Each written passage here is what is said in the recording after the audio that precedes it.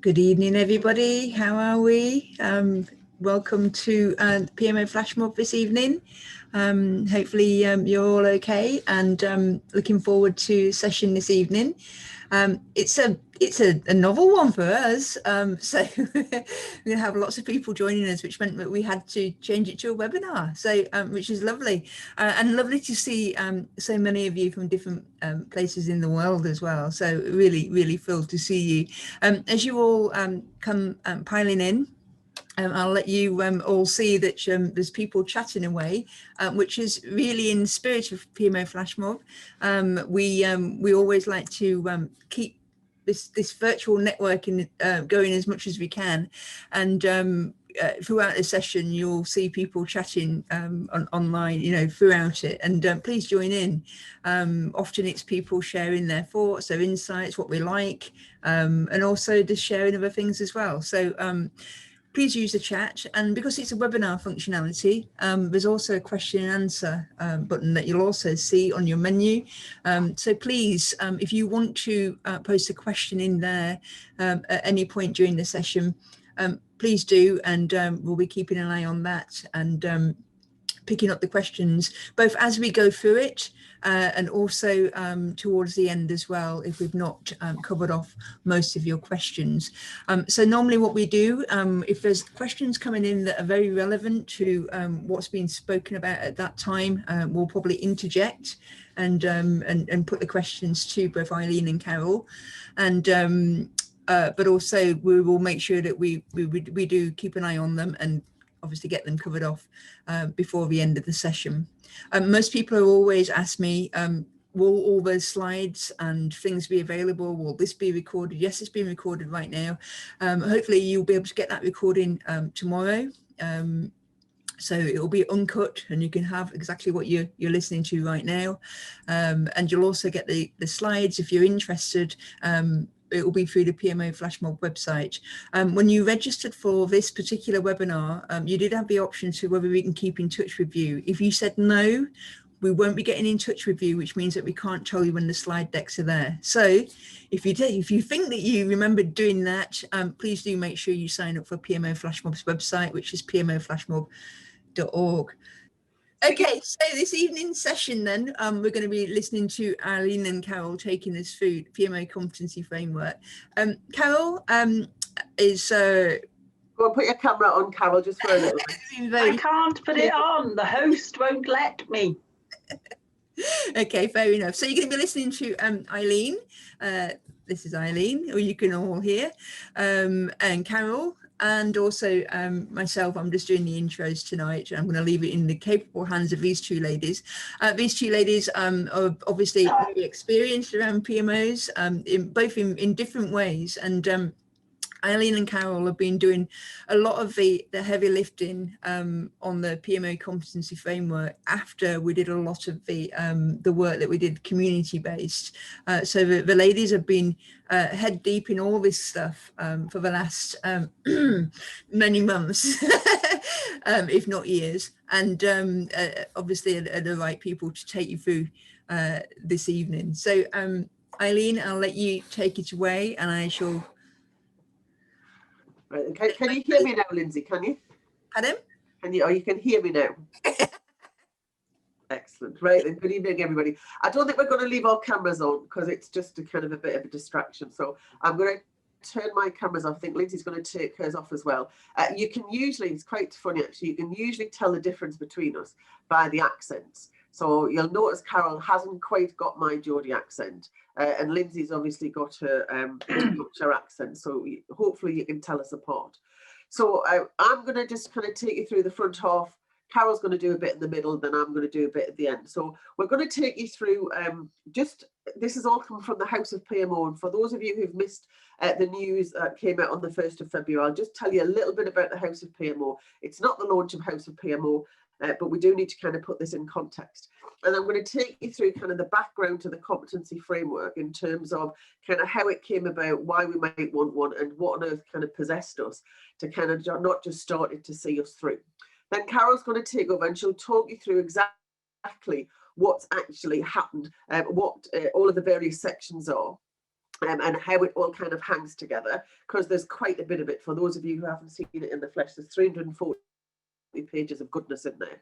And then I'm going to take you through how we currently use it. And really the focus at this point is about how we use it individually rather than from a corporate perspective. And that's definitely coming. And then finally, just a bit about what's happening next with the competency framework, and also potentially what's happening with the House of PMO. So hopefully maybe you'll get something out of there. Lindsay's, whoever's not talking, so that'll be Lindsay and Karen at the minute, are watching chat and questions.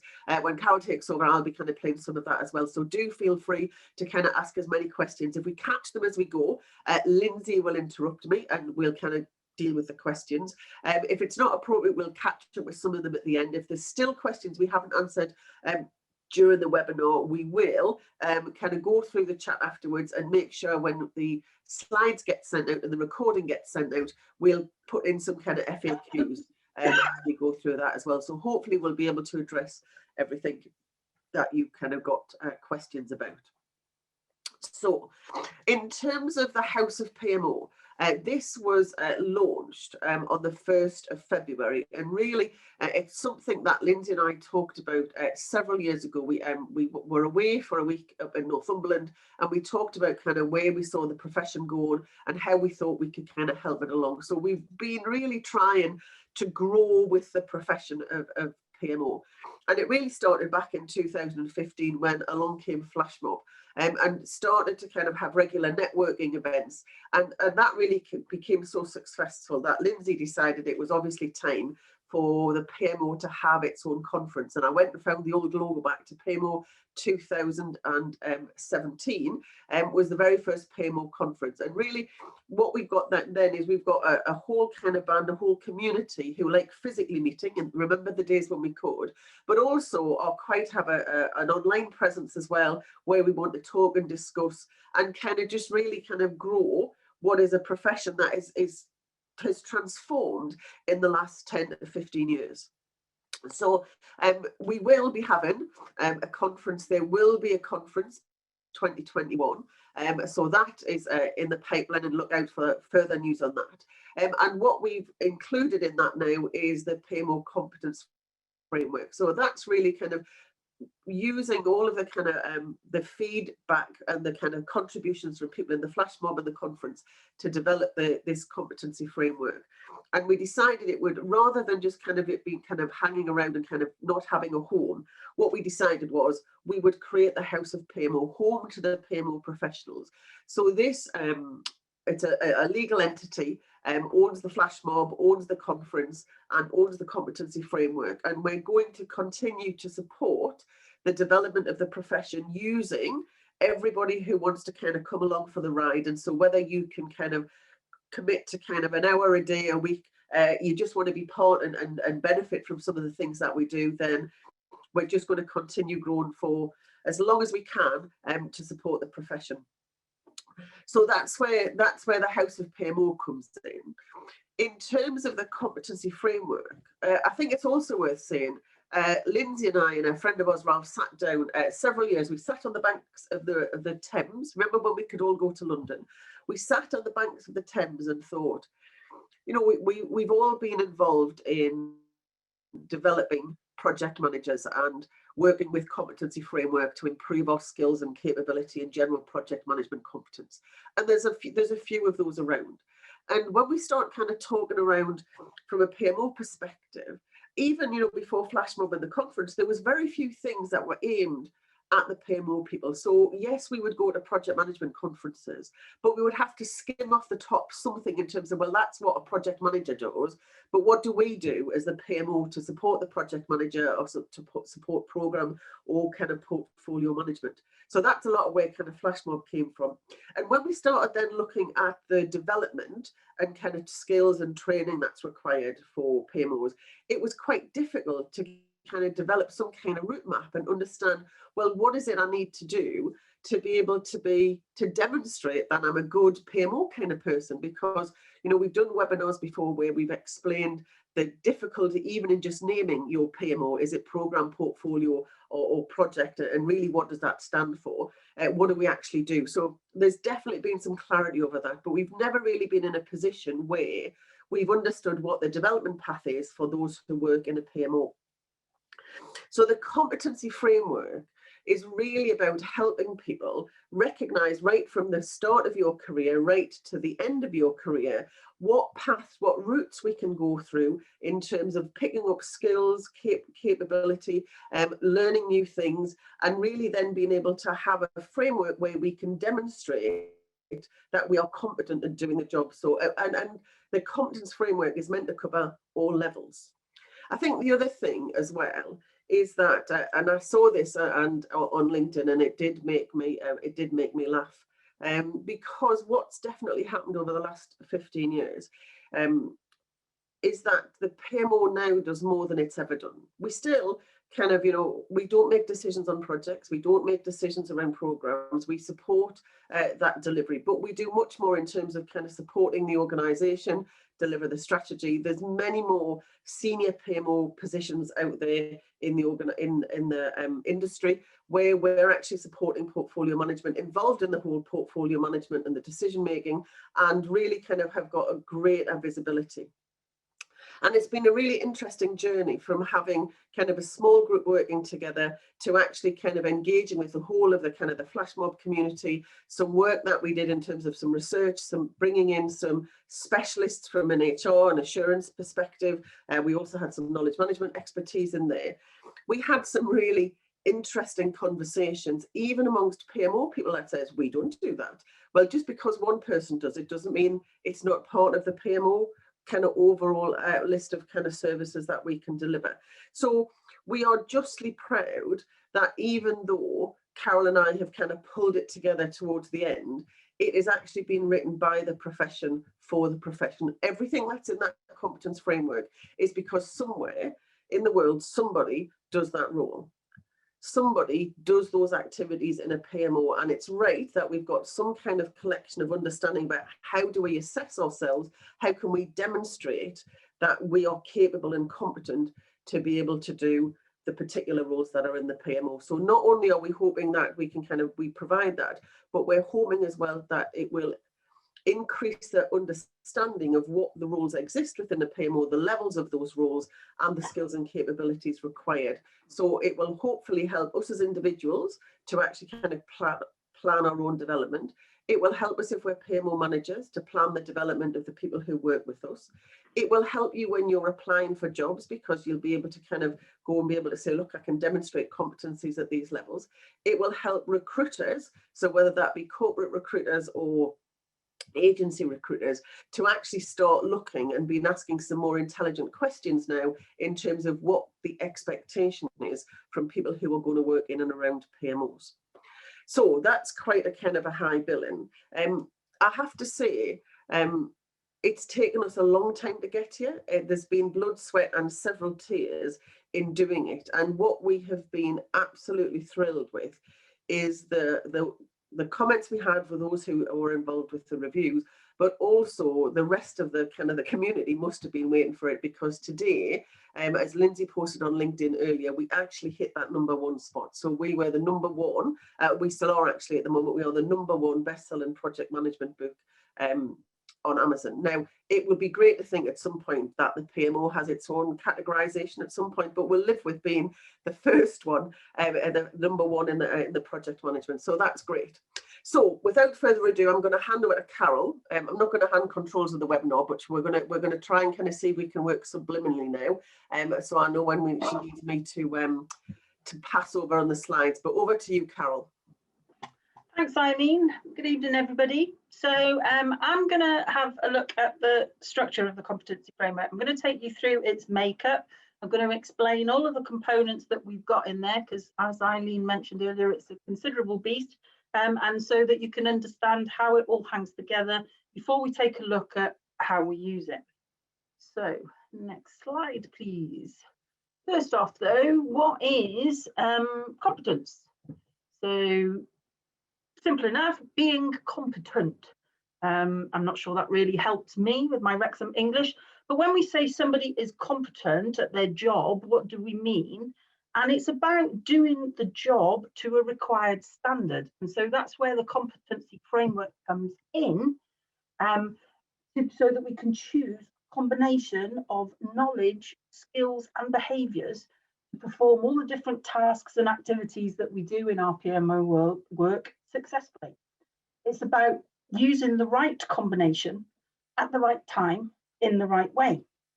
Therefore, competencies are the defined combination of those knowledge, skills and behaviours, and that's what we've got in the competency framework. First off, we've got some knowledge areas.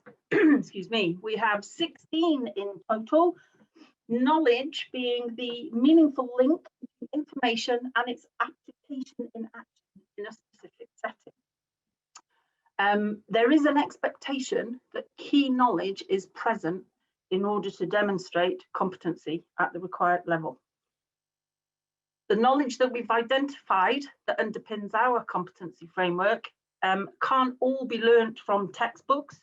It's a mix of corporate knowledge that you build up over time, looking at what applications and tools are in use across your organisation, to who's who, contact for what, and a mix of the theoretical knowledge.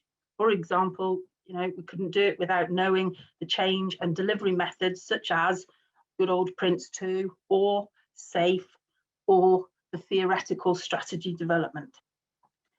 How many of us can think of those PMO administrators who are worth their weight in gold, who know exactly who to contact for what?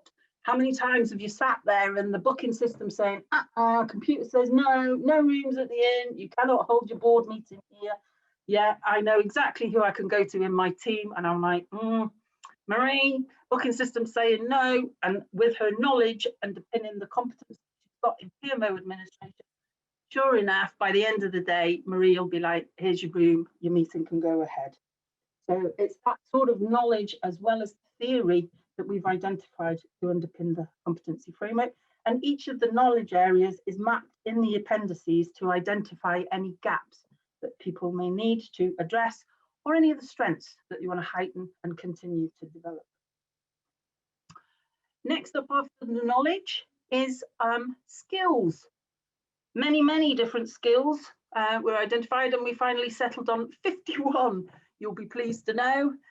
We've themed them together into 8 groups, combination of personal skills, self, active listening, through to building relationships and the thinking and communication skills. Analytical, obviously, couldn't go without that at the moment in terms of being able to consume data and present information, problem solving, and strategic skills, as well as good old collaboration. If we think about, again, PMO administration combining the ability to prioritise with balancing competing needs and being able to do good time management to deliver all of those reports on time, or looking at potentially your PMO managers combining their coaching and mentoring skills with inspiring and delegating and empowering to upskill a team member. Again, the competency framework includes a description of each of these skills that we've included in the appendices, and they're all mapped to all of the competencies as well. So you can identify the key skills per role. So again, it's easy to identify any gaps or the strengths that you wish to continue to develop. And then finally, as well as knowledge and skills, it's behaviour. What can you actually see how somebody acts or conducts themselves, especially towards others? So we've identified 16 key behaviours that we think, again, underpin our competency framework. The key with the behaviours, though, slightly different to the knowledge and the skills, is that they are relevant to all the competencies and all of the roles. As you become increasingly proficient, the behaviours should be demonstrated more consistently with the aim of becoming an exemplar. From taking ownership of those tasks, completing them promptly, and keeping your customers up to date with progress, to practicing what you preach and leading by example, those good old PMO principles. And thinking of our PMO directors who probe and challenge confidently in a professional manner when working with the exec to reprioritise the whole of the portfolio. So those are the key elements there. But one of the challenges when we were pulling the competency framework all together was acknowledging the fact that there are many, many different types of PMOs, many different situations, permutations that people would need to be demonstrate competence in. Therefore, the competency framework also takes into account what we call context, the context that an individual is working in. We've got 4 contexts, as you might imagine: good old project, program, portfolio, and centre of excellence. Okay. However, what is important here is that the context doesn't necessarily equate to whatever P your PMO stands for. It's not about what type of office you work in. It's about the types of services that you offer. And as an individual, you may be involved in working across all of those 4 contexts, supporting projects, one or more programs and their constituent projects, supporting the portfolio, and of course supporting good practice and standards, which is what you would be doing in the Centre of Excellence arena. And your Centre of Excellence arena, generally, when we were talking about this, takes place at the highest level within your P3O sort of like topology across your organisation, unless potentially you might be lucky enough to work in one of those organisations where you've got a dedicated academy type Centre of Excellence. If I think of our own PMO in Parliament, the one RP stands for portfolio. We're responsible for the portfolio of digital projects in Parliament. However, we've got team members who work across all 4 domains. We've got team members, our PMOs, that support one or more of the projects. Some of them support the programme and those constituent projects. We've then got our central guys who work at the portfolio services in terms of collating everything up so that our stakeholders can see what's going on with the digital portfolio. And then we've also got our central guys at our sub-portfolio level who are doing our Centre of Excellence, who look after all our processes, our templates and our tools for us to be able to do our digital projects and programs. So that's what we mean there by context. So don't get confused about it meaning just because I'm in a project office, I only need to look at the project competencies. That's not necessarily the case, because if it's a major project, you'd probably have your Centre of Excellence with you. And as in the case of our PMO, you know, we're portfolio, but we're covering all 4. So definitely have a little look at all those contexts there. As well as which sort of like PMO that people are working in. And we distinguish that the PMO is different to project manager, program manager, like Eileen was saying with a little cartoon at the top of the presentation. It's also important to acknowledge, though, that as PMO professionals, we do need to take these competencies into account as well. So on the next slide, you can see that within this competency framework, we've also acknowledged that there's 6 further other competency frameworks to take into account, and we encourage individuals to assess their competence in those areas related to the PMO context as well. So good old project, program, portfolio management, absolutely, those are key. You know, you need to be able to hold your own against those project managers, program managers. However, we're also recommending change management and business analysis and leadership and management. Why? Well, if you think about it, how many times have you tried to roll out a new process or a new way of working from your portfolio office or your program office and struggled to make the change stick? I remember sitting in that mastermind chair down in Ticketmaster in the House of Genius PMO flash mob, gosh, a while ago now. And my question was, how do people make change stick? Because I was really struggling. So there, you know, my competence in change management absolutely needs to come to the fore. And thinking about the good old days, you know, how much resistance to change did you encounter when you were trying to implement the timesheet systems? So change management, absolutely. But of course, what we don't want to do is just duplicate those change management competencies in the PMO PMO Competency Framework. That's why the PMO Competency Framework sits in the middle there, and you've got other competency frameworks as well to draw upon to make a rounded PMO professional. So, moving on, quite a bit to take in.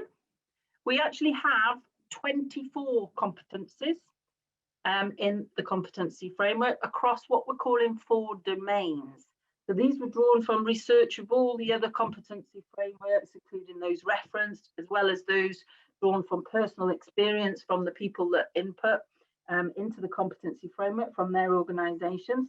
And the list has been revised and reviewed several times over the months that we've been doing this, particularly trying to keep up with new developments across the professions, such as in analytics and artificial intelligence. But whilst we were working on the list, it became clear that these naturally fell into some distinct, what we call domains. So P3M administration, absolutely. We had some debate about whether or not we wanted to draw attention to it because, you know, trying to get over that PMOs are more than just secretariat these days. However, it was only this morning I was talking with an SRO on a program, and he said, you know, PMO administrators are administration competencies are worth their weight in gold to be able to have that seamless rota of meetings and minutes and agendas and bookings all working seamlessly is part of the success of the program management machine. So doing the basics well absolutely was key for that SRO, and that to me just fundamentally vanquished having P3M administration as a domain in its own right. Very, very fundamental. Next then, was the delivery support. This grouping became quite obvious when we were writing the competency, as what the PMO did in those arenas was very, very similar, and it was just differentiated by the specialism area.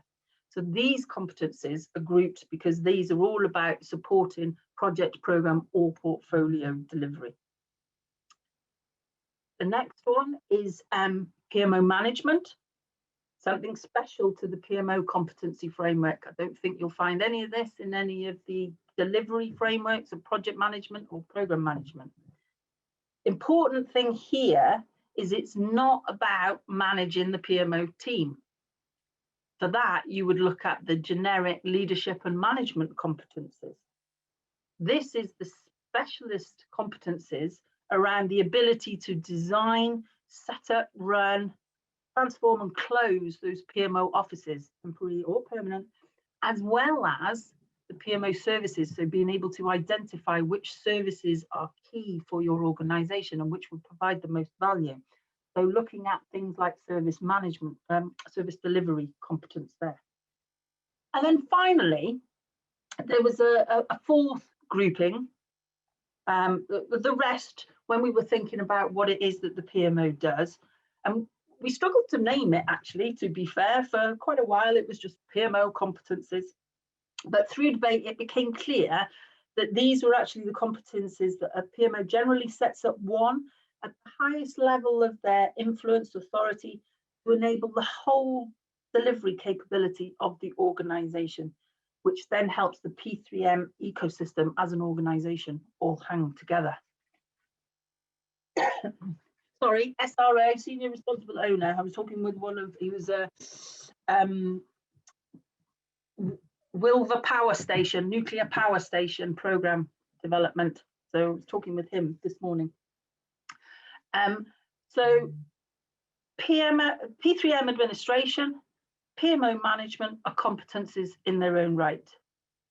P3M delivery support is a competence in its own right, particularly for those project offices of 1 or those project offices of 2, so the poos or the pots amongst us, where is a general delivery support competence that is required. However, we know that within the PMO, there are so many different specialisms to include. So what we've also got in the P3M delivery support arena is 15 individual competencies there to cater for those PMO specialisms to support delivery, be that through benefits management, be it through the planning, PMO planners, again, worth their weight in gold, right through knowledge management, information management, and supplier management. You can see them all there. And then P3M Enablement, whilst not a competence in its own right, consists of 6 individual competencies. So these are the competencies there that enable the whole delivery capability of an organisation. So good old assurance, capability development, delivery methods, and then up to P3M tools. Yes, yes. So we have the 24. So P3M administration is one, PMO management is one, P3M delivery support as a generic competence, yes, and then the 15, and then the 6 in P3M enabling. Okay, so assurance is about the enabling, because PMO should not mark their own homework. So if you're doing the delivery support and you're competent there, so the assurance for me was all about enabling the organisation and enabling the organisation's capability to deliver its change initiatives. Hence why that was then grouped in the P3M enabling. So those are the competencies and the competency domains that we have got. Next up is, how do you measure your proficiency in those competencies? So proficiency being defined as having expertise. So the proficiency levels is, working out what degree of skill, expertise you have within a particular competence area. Increased levels of knowledge, skills, and behaviour leads to increased levels of proficiency. And the levels are intended to be, and I hate this word, I don't know why I put it in this, but in cumulative, so that if you're operating at a higher level of competence, then you can demonstrate all those competencies of the lower levels below it. There are 4 levels in the PMO Competency Framework. For a long time, these were levels 1, 2, 3, and 4, but eventually we agreed on foundation, where people have the basic knowledge of activity and terminology, follow instruction and work with guidance. Intermediate is a broader level of knowledge, knowing how it is applied in your organisation. So interpreting and applying that knowledge, working with little guidance, but seeking advice. Then we can move on to advanced, where you've got extensive knowledge and how it is applied across the profession. So not just in your organisation, but in others as well. Coming along things like PMO flash mob and learning from others and being able to interpret it and apply it back with your own organisation. And then expert, in terms of where we're starting to contribute to new knowledge and understanding, setting direction, and being accountable for overall success. The thing to note here, though, is that proficiency is not linked to seniority or career level. You can be in a senior role, for instance, a PMO manager, but be intermediate level in, say, a specialism such as risk management. And that could be because it may not be part of your day-to-day role, and there is actually a specialist within the team that does that role and is more competent in that arena. If I'm thinking back to our own PMO in Parliament, we have this perfectly exemplified with a business case manager. So I would, my level of proficiency in business case is less than hers, because that's her specialism and that's her day job there. So each proficiency level increases with proactivity and complexity over time, and with having more authority and influence as you become more proficient. So Eileen, I think that's the next one that we've got. And autonomy, so accountability and your self-governance. So those all increase as well as your proficiency levels go up. So There is a table in the competency framework about the language, about how we use around the different proficiency levels, because it is key, which highlights the fact around that. So foundation is very much around understanding and following, whereas intermediate is pragmatic production and monitoring. Advanced, you're moving into exploration and evaluation, and then expert, you're looking more around reshaping, initiating and establishing. So then we come to indicators. Oh my life, if you knew how much time we've spent looking at indicators, these are, I think, the power of the competency framework, I hope, and looking at what you can actually see, how you would demonstrate the competence, what you see people doing. Okay, it's the examples of the activities, the tasks that a PMO professional would do at that level in that context. So this is the example here from the PCM delivery support. There's benefits and value management specialist. So looking at the project context, foundation level proficiency, what would you expect them to be doing? You'd expect to see them maintaining project records and keeping logs up to date as directed. You know, specifically in this arena, you would be looking at the benefits register. They'd be updating that on behalf of the project manager. If we look at portfolio context, I think there's next lot of indicators, Eileen. Oh, and there's the advanced. So you'd be overseeing the services, you'd be facilitating the benefits identification workshops. So that's absolutely what you would be looking to see as an advanced level of benefits and value management competence. So the idea is you look at what you're doing in your job and then compare it to these lists of indicators.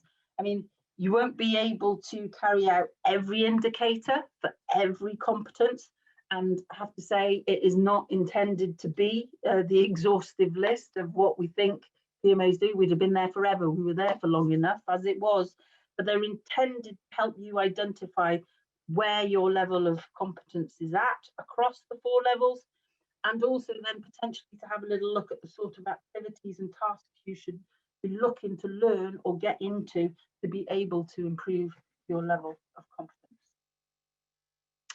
And I think that was it around the indicators. I think we're looking more, so then you can see, looking at the various for the portfolio. So if you're foundation, you'd be looking to maintain the portfolio logs, you know, the portfolio benefits forecast. Okay, and then have we got some advanced ones there? Yeah, again, so you'd be looking at facilitating workshops, highlighting interdependencies and conflicts between business as usual and the projects and programs in the portfolio.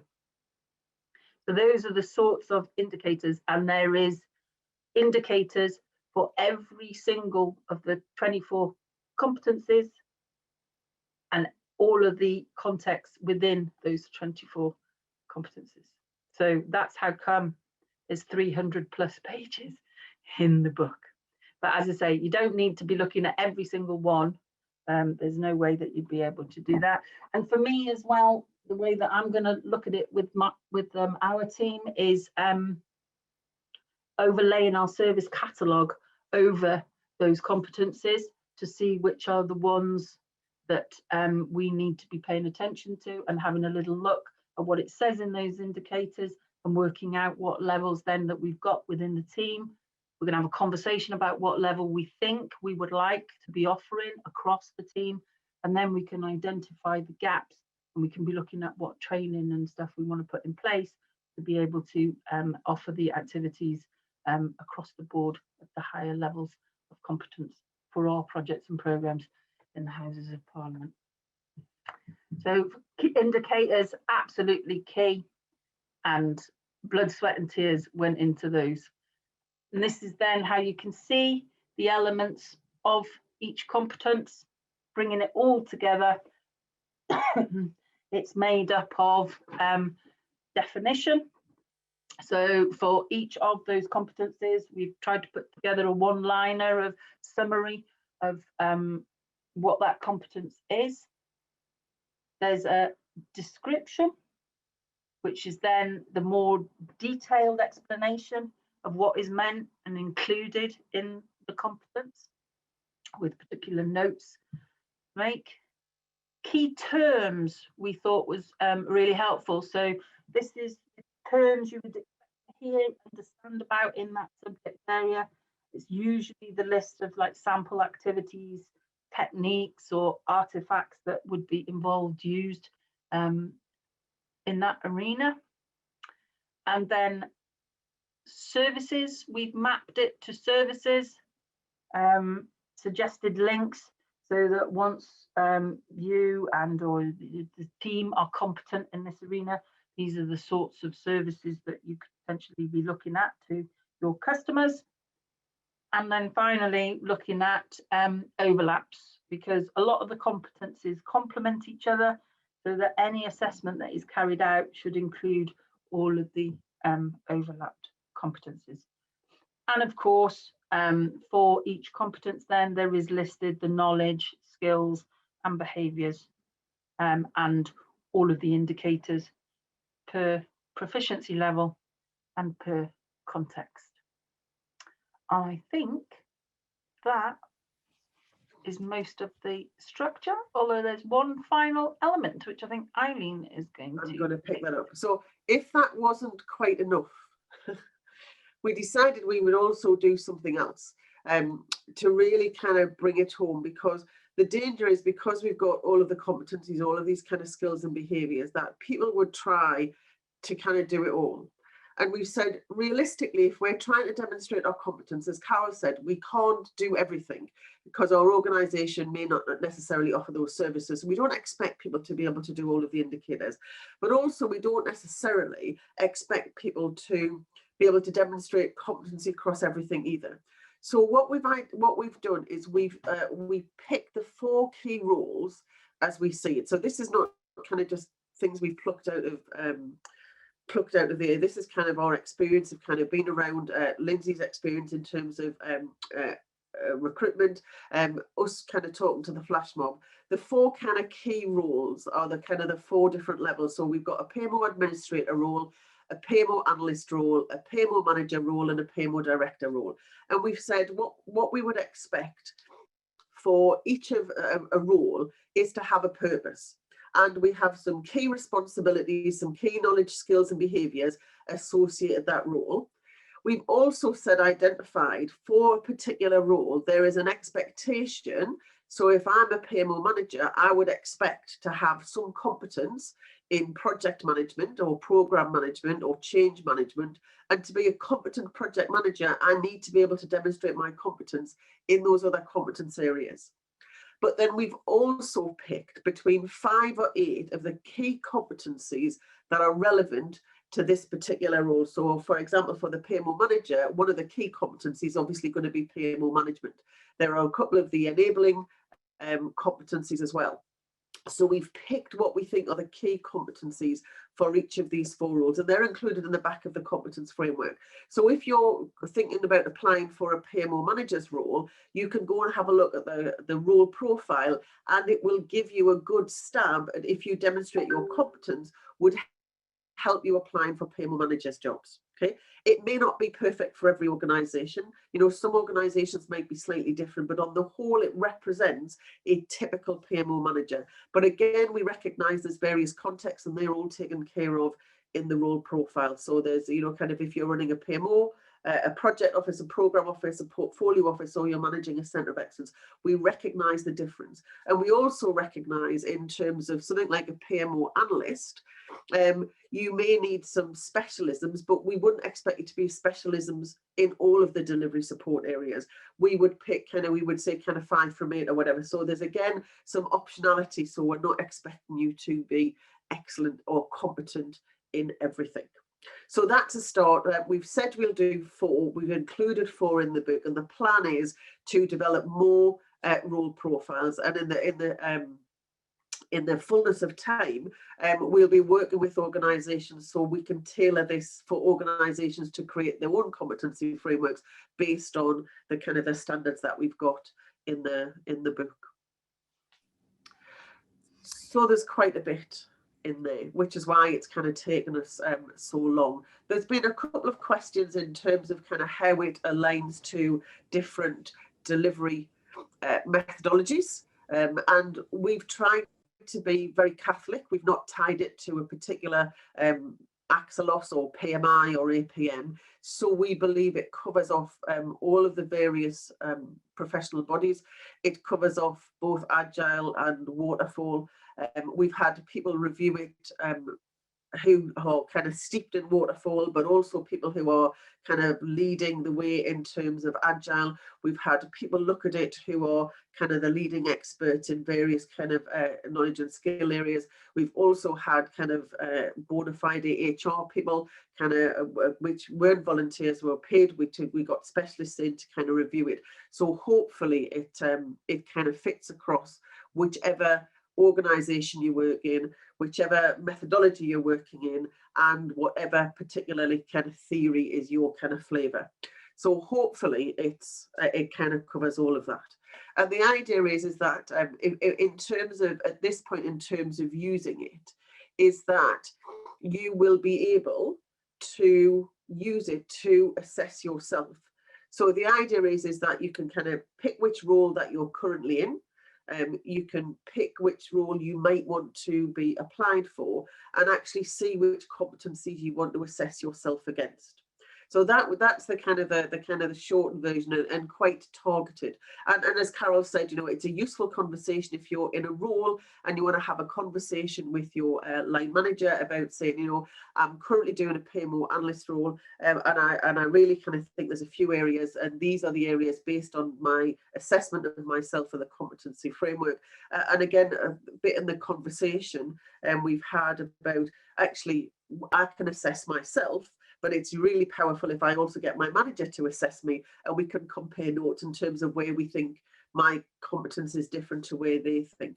So the idea is that we can start using it to build a development plan for our current role, but then we can continue to do it for our next role. We can, if we wanted to be really broad brush, actually pick and do it against all of the competencies. Great if you've got some time to do that. But what's really useful, and I think again it's come up in some of the chat there, it's not just about a case of assessing yourself and saying, I think I'm this level of competence. The idea is that you can provide some evidence, because the indicators are not just a case of can I do that, but it's more a case of other people recognise that I can do that and I can do that well. So providing some evidence about this is what you do and this is how you've done it well and this is how it's been received is a large part of being able to demonstrate that competence. It's not just a case of, well, look, I think I'm a level 2 or I think I'm intermediate level. It's a case of these are the things that I'm doing, these are the services that I provide, and these are the customers that I deliver it to. And all best practice would suggest that you assess yourself on a regular basis, at minimum on an annual basis, when you go through your, there's a lot of companies do your development reviews to plan your next set of developments. So all of the instructions, a step-by-step approach is in the manual. We've also created in there a template for you to kind of tick off and fill in. As I mentioned in the chat as we were going through, we've got there's a section in there where you can add in additional indicators. There's enough room if you've got some specific terminology used in your own organisation. So it's definitely a kind of a using book as well. Not that I would ever write in a book for those people who know me, but for people who kind of happy to do that, do you know what I mean? It can become actually a kind of a working manual, and you can kind of chart your progress as you go through your career. So I think that's it in the book. It genuinely is a good buy. And obviously quite a few of you have gone out there, which is kind of really great. But I also just wanted to kind of just to say a little bit about kind of where we're going next, because Lindsay and I are absolutely committed to continue to grow with the PMO profession, and really want to continue to engage, because we believe as PMO professionals, I mean, all of us on the call, not just Lindsay and I and Carol, but all of us really wanted to kind of to continue to establish this so it's better understood, and we can develop professional standards to suit. So going back to kind of where we got up to in terms of the kind of 2021, from here on in, there's kind of some more work to be doing. What you'll be seeing coming out later on in the year, we're going to be having some kind of formal membership, a flash mob. So rather than kind of doing things on just an ad hoc basis, we'll have some kind of membership.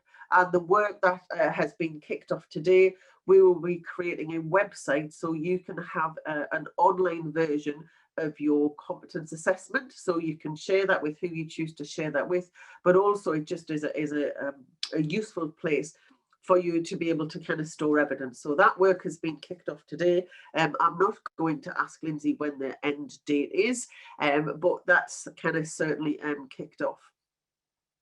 And the other exciting news, which was also announced on the 1st of February, is the House of PMO actually bought the PPO Essentials and Advanced Certificate qualifications from BCS. So this is I went back and had a look at my certificates. Lindsay and I did this back in 1999. So that tells you how old the that particular certification is.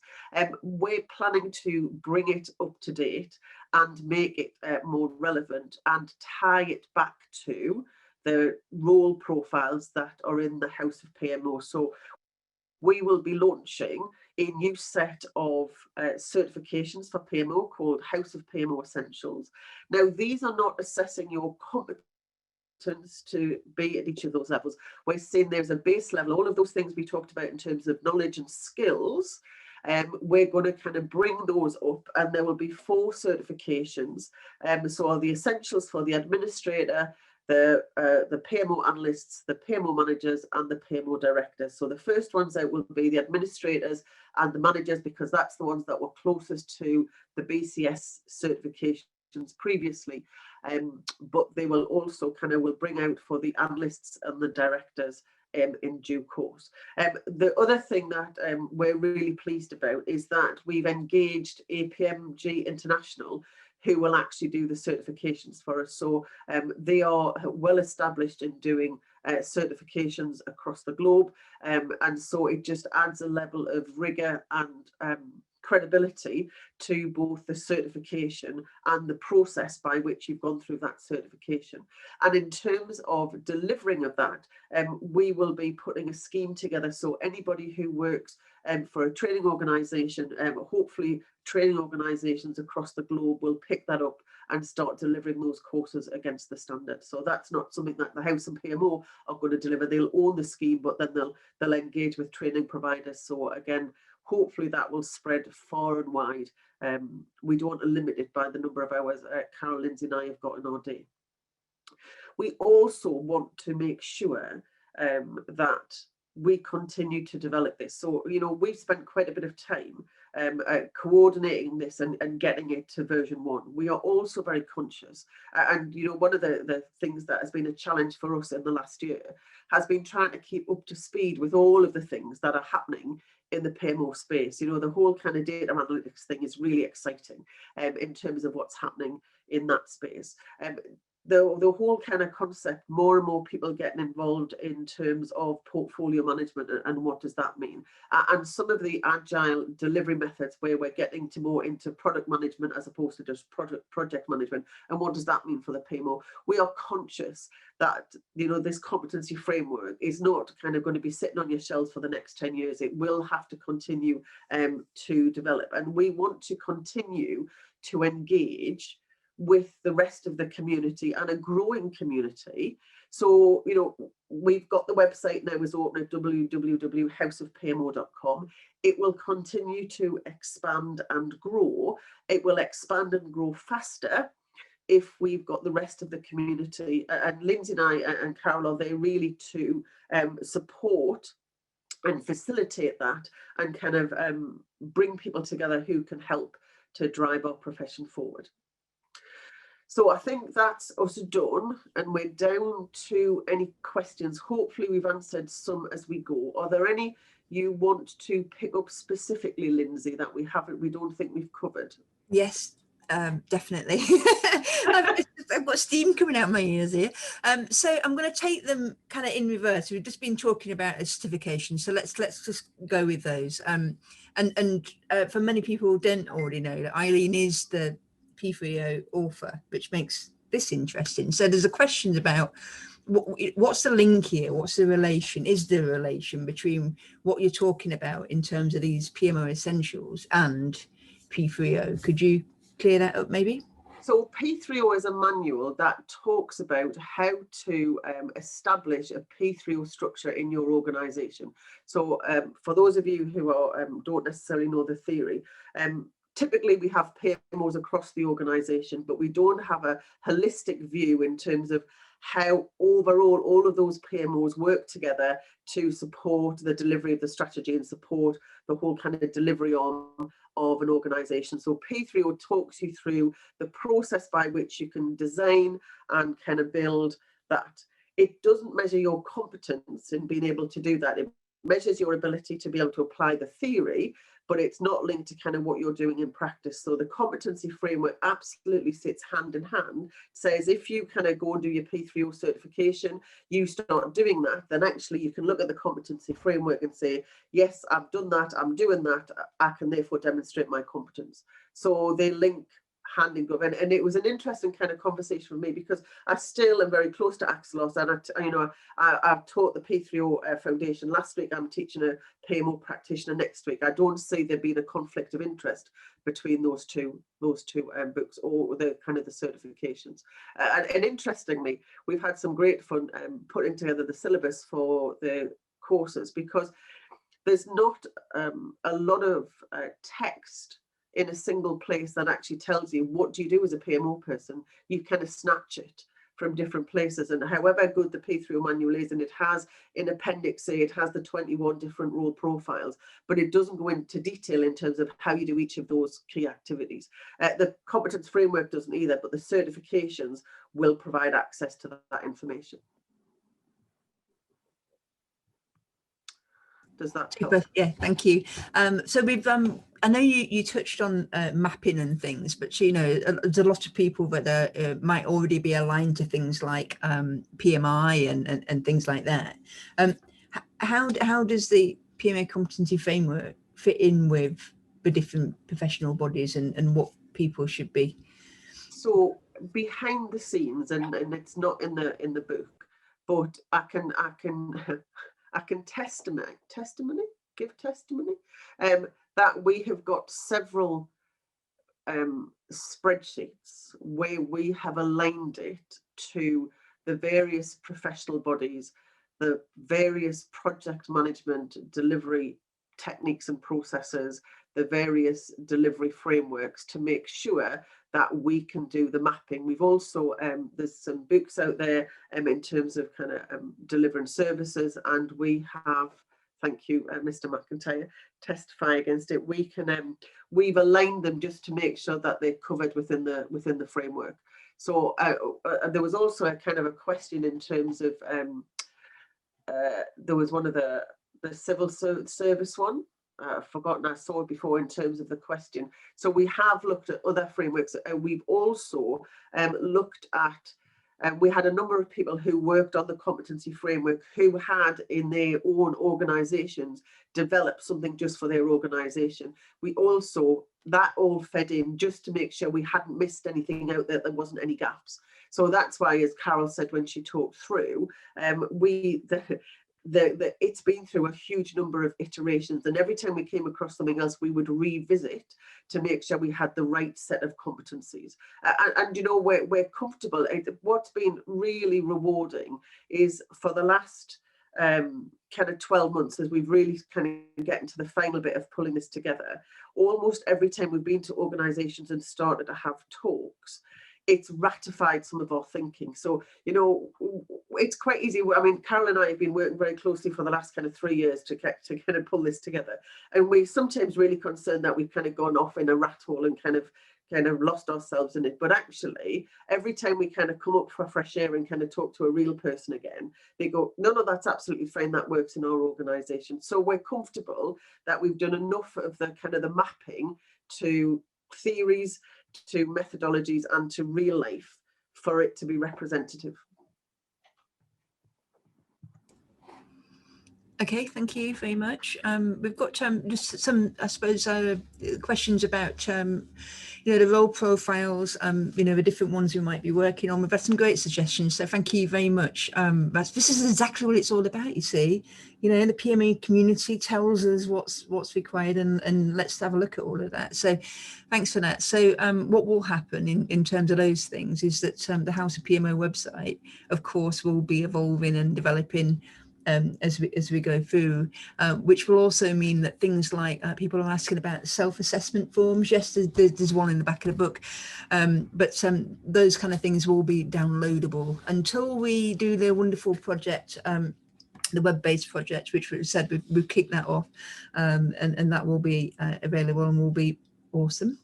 I think it will allow us to do a lot more than just you doing individual assessments on there. We'll be able to maybe look at things like being able to benchmark against other people that are out there in the field doing the job, and lots of interesting stuff like that. But in terms of things like the downloadables, it will be on the website. And of course, I've got your details now. If you check that box, that yes, I've got your details now, so we'll be telling you about where things are and what we're developing and what we're pushing out and what have you.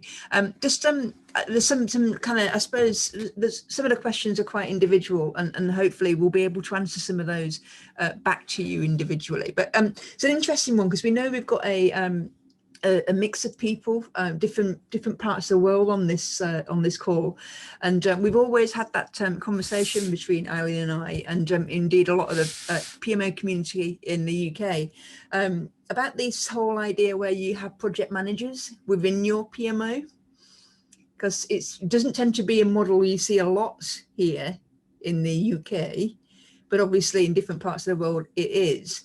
So how can the PMO competency framework be used if you have the project managers within your PMO? So we've had lots of conversation about this, and so this it recognises the fact that we actually have links to other competence frameworks. There was no way we could say there's a PMO competence framework and that's separate and distinct from everything else, because there is absolutely linkage to that. And so one of the things that we've spent quite a bit of time kind of working through is that if I am a PMO manager, but I have project managers and I have people who are delivering PMO services, we're actually we're head of the delivery arm. We happen to be head of PMO and the project managers, and so the competency framework looks after the area of looking after the PMO services that you deliver, and the other competence frameworks, and certainly when you're at that kind of level in terms of leadership, there's a lot of it in terms of the leadership and management competence framework and the project and program management portfolio management framework that would come into your role to look after the rest of the delivery arm. So it sits within that. And I think there's some more discussion to be had in terms of this kind of where we, as head of PMO, we look after delivery. Certainly in terms of some of the work we're looking at in terms of assurance, we'll kind of look at making sure that we kind of still keep an objective view in terms of how projects are performing, but also in terms of some of the discussions around the governance structures and how they're established around individual projects and programs. So I think that's an area for further discussion in terms of what it might mean for the people who fulfill that role. I'm happy it's in there at the moment. Okay, thank you very much. So in terms of people that are very new to PMO, is this beneficial to them? Should they be buying a copy? Oh, was that to me? Sorry, I thought you were talking. Well, do you know, the interesting thing is it can be quite a scary book because there is loads in there. And I think, you know, as Carol mentioned, lots of people kind of shy away from kind of putting our hands up and say we do a support role and we do admin. And I know when I got my first PMO manager's role, I was thrilled to find out I was in charge of the stationery cupboard. I truly was thrilled. I was less thrilled to find out I was in charge of conference room booking. But actually, those administrative roles are really important. What the cartoon at the front says, we do administration, but it's not all we do. We do so much more than that. And so we're hoping that this will be able to see everybody through, kind of who are considering kind of coming into the role, right up to those who are fulfilling the role of PMO director, which, you know, is kind of, a lot of people said there's no such thing. And I said, well, there must be, because we've been talking to people who are currently doing that role. So it's interesting in terms of doing that full gambit, but it's actually quite an interesting read when you start seeing some of the things that people are actually undertaking. And I would say there isn't an indicator in that book, and believe me, we have been through every one at least 3 or 4 times, where we don't know somebody who's actually doing those specific activities in a PMO somewhere in the world. Do you see that we've had a couple of people talking about, you know, like the PMO, the enterprise PMO, or the S PMO, which I'm assuming is strategic PMO, and also transformation PMO. And we've talked about the context of project, program, portfolio, and centre of excellence. We're always going to see new names coming out for PMOs. Is the book out of date already? I mean, what do we think about? Because I think, and this is what kind of Carol said about the context, and you know, we've done presentations before to Flash Mob and had several conversations, in that it almost doesn't matter what you're called. You will be delivering services to projects or to programs or to portfolios or the enterprise. So the context is the same. What you call yourself is less important when it comes to the competence framework. It's known about what level of services you're providing. And can this competency framework be used more at an organisational level? I mean, we talk very much about it's an individuals that might be doing a self-assessment. Gary's asked the question that if I want to use the framework to help build the profile and the legitimacy of my PMO within my organisation, does the framework support this purpose? Well, so some of the work, and certainly Carol's definitely the one. Perhaps, Carol, do you want to talk about what you've been doing, a bit more about what you've been doing in the Houses of Parliament? Yeah, so that's absolutely how come I got involved with the whole competency framework, is that was absolutely what I was looking for our PMO in the digital sector in the Houses of Parliament. We had several members of the team that were really good at the administration and stuff, but when I first joined the team, every single member had a personal objective to get out of PMO. And I was like, what? Why on earth have you all got a personal objective to be a project manager, to be a business analyst or whatever? And it was absolutely key to looking at how we collectively improved our capability as a function, which obviously there is an element of looking at individuals within that. But the way that I propose to use it is sharing it with the team, and we'll have the discussion around, well, what level do we think each of our roles should be at? Then we can carry out the personal assessments, either with me or individually, and looking at where we've got the gaps to the standard that we would like to offer across all of our projects and programs. So it's absolutely the same and useful for me as organisational capability. Okay, super. I'm just getting some questions about where to get the book. Here it is. You can't have this one because it's mine, but look how big it is. And then for some of you, you're saying that it's sold out.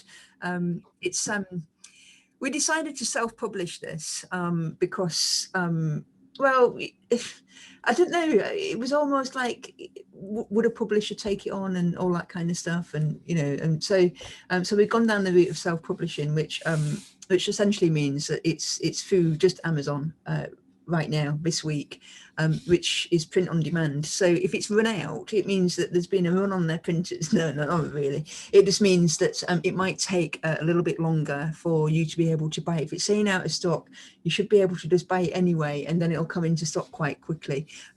So but we have got plans, obviously, to broaden out. I know some people have got a problem with buying from Amazon, which is fair enough, totally understand.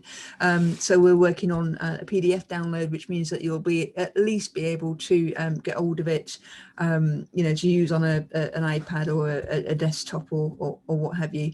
But yeah, I think keep trying, and the best thing to do is to, like I said, is to buy it, and as soon as they roll the printers, I'm sure they'll be pushing it out quite quickly. And at the moment there is, I know for some countries there is a discount on at the moment, which again is not down to us, that's down to Amazon. Apparently they do it when it's selling well, which is great news. Obviously, we're very thrilled about that. So yeah, please do keep trying, and of course we'll be in touch with you anyway and keep reminding you. But we're still here, so if you didn't get it now, I'm sure in a couple of weeks you'll be okay. Just a couple of things that's popped up as well about assessments. I know there's been quite a lot of chatter, and some of the questions were answered by other people through the chat. But this thing about scoring on, my accent then sounded really Yorkshire, didn't it? This scoring on assessments, we didn't go down that route. I know some competency frameworks do that, in that that you can put some numbers on things to try and make it more scientific. There's someone had asked about, did we have any thoughts about applying a scoring system to each of the role profiles, for example? I'm sure you two maybe remember the conversations from back then. What we've done is we have said for a particular role profile, we have stated what level of competence we would suggest is suitable for that. So we've said at kind of from a PMO manager level, what the expected level of competence is, a broad brush at project program and project management. But we've also then, in terms of PMO management, we would expect you to be either intermediate level or advanced level at this particular competence. We'd expect you to be at intermediate level at another competence. So although it's not necessarily a score, we have given you the level of proficiency that would be expected. Okay, I think, like I said, we've got questions coming in from all over the place, but one of the things that has popped up a couple of times is about how people can get involved. We have talked, obviously, in the last slide about, we're going forward, it's all about, coming from the community. Annette said, how do you get involved? Especially because sometimes she feels the company that she works for doesn't understand the benefits of a PMO. And absolutely, that's probably one of the reasons why a lot of people get involved with this kind of stuff, is that they want to personally try and to move things on, as well as learning while they do it. I mean, I think that's always been the thing about flash mob. The more you get involved with it, the more that you're learning as you go along, as well as trying to help push things forward. But in reality, how can people perhaps get involved, Eileen? What's your thoughts about actually coming on the journey with us?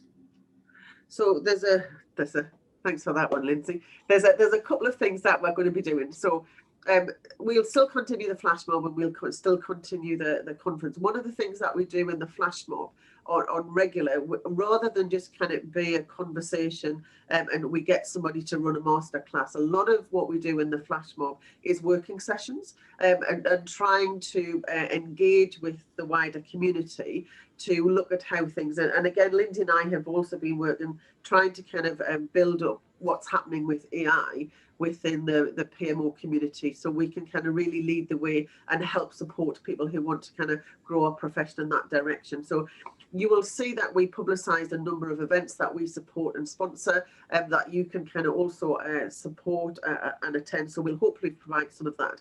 We will, on regular occasions, have workshops available to you for people to attend. We are going to, when Lindsay gives us a date for the website, we're also going to, we sent the PMO competence out for review. We're going to keep a kind of a wiki, so people continue to write comments on the competency framework, so we can recognise at what point which bits needs to be updated. Because that, again, even though Lindsay, Carol and I might be doing some of the work of collating that, all of the ideas don't necessarily kind of come from us. They come from you guys who are actually doing the role on a day-to-day basis. So you'll see through the flash mob, obviously the conference will provide some other opportunities, and the House of PMO will continue to lead research and provide opportunities for you to show and share what you do. So, you know, we've said this, if anybody's doing anything in the PMO that you think is kind of slightly different, or you just want somebody, you want to kind of share what you're doing because you're really pleased with something, then get in touch with us, because we'll run some flash mob sessions and you can share that and inspire and help other people's development. You know, I think we've got it on the House of PMO website. This is about supporting your own development, supporting others' development, and actually supporting the development of the profession. So all of those things, we'll have plenty of opportunities for people to get involved. Okay, we've got time for another question that's about the just going back to the PMO essentials, the certification type stuff.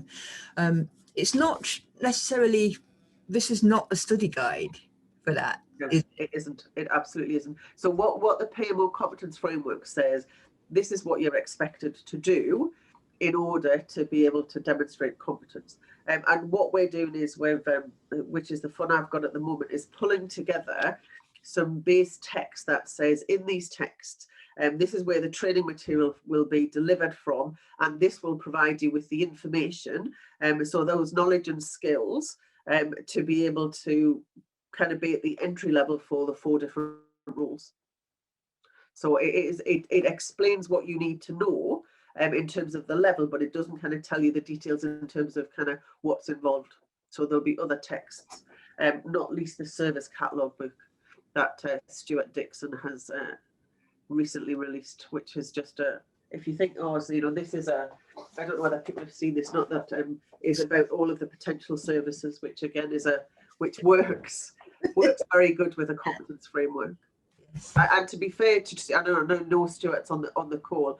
We've had conversations with Stuart, so there is alignment between that text. As I say, we've done it with a few, but certainly the big tome that came out on the service catalogue is a great source of information to support the development. So why should people be using this PMO competency framework as opposed to other competency frameworks that are out there, such as APM, PMI? Because there isn't another PMO one. It's just, so, you know, we recognise that there's overlaps in terms of the knowledge and skills, but we do a different role to project managers and program managers in our day-to-day role, and so this is very much made by the profession for the profession. It is absolutely what PMO people do on a day-to-day basis. Yeah, and you know, I'm happy if people say, well, there was another one you've missed, Eileen, because all of the working group must have missed it as well. Yes, and we need to change the tagline, because we thought this would be the first PMO competency framework which had been created by PMO people for PMO people. But yeah, I mean, but the interesting thing is, and I think that to me, that has been reflected in the amount of interest. So I know we've had APMG onto us saying, get your act together, because you've started waves of people are already starting to ask, can we do the certification courses? Yeah. So it's obviously the rest of the community have been looking for this as well. Yeah, no, absolutely. Okay, so I think by and large, I think it's been well received. I think people are, you know, we like I said, we launched it last Thursday.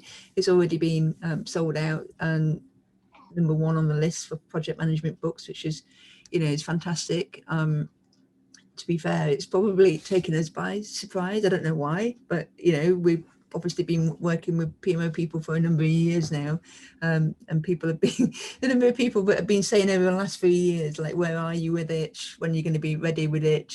And internally cringing and just like, oh gosh, this is so much more work than we thought. But you know, what is important to us is that you know, that it has come from people that are doing the job. So that's why we know that it's not going to be a million miles away from, you know, actually addressing the things that people in this field actually want to see. So hopefully it's given you a good enough oversight of the PMO Competency Framework. As we mentioned before, the recording will be out, so please do share it with your colleagues that didn't manage to see it, and also the slide decks and things. Why not use that slide deck with your PMO team, hopefully your manager, if they also probably a good one to talk to now about how you might be potentially using this in your next performance review, as an example.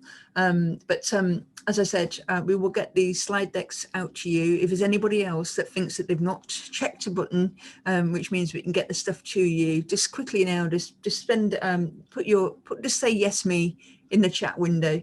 We'll make sure we'll go through that and get that out to you. And yes, it's please do let us know what you think. If you're buying it, please do leave a review on Amazon, only if it's like a 5. Not, we hate criticism. and joking, that's me. I can't take it very well. I'm a trainer. I'm used to it on a regular basis. Yes, we live off feedback. So do stick it up there. And do you know, it's interesting, isn't it? Is that we were always kind of concerned when we brought this out, and we've been really just overwhelmed by the support we've had. Now we've brought it out, but we do recognise that your feedback, your input is only going to make the next version even better. Yeah. So we raise a virtual glass of something bubbly, and National Wine Day today. One of my delegates told me. Say again, sorry. It's National Wine Day. Yeah. Yeah, that's how we like to finish. I think that's my glass isn't virtual. Yeah, so thank you very much everybody for giving up your evening to listen in, and hopefully if you any questions, get in touch with us through House of PMO or PMO Flash Mob, and just have a chat, let us know what you think, and yeah, so thank you very much. Have a great rest of your night or day, and we hope to see you again soon. Thanks everybody. Thank you.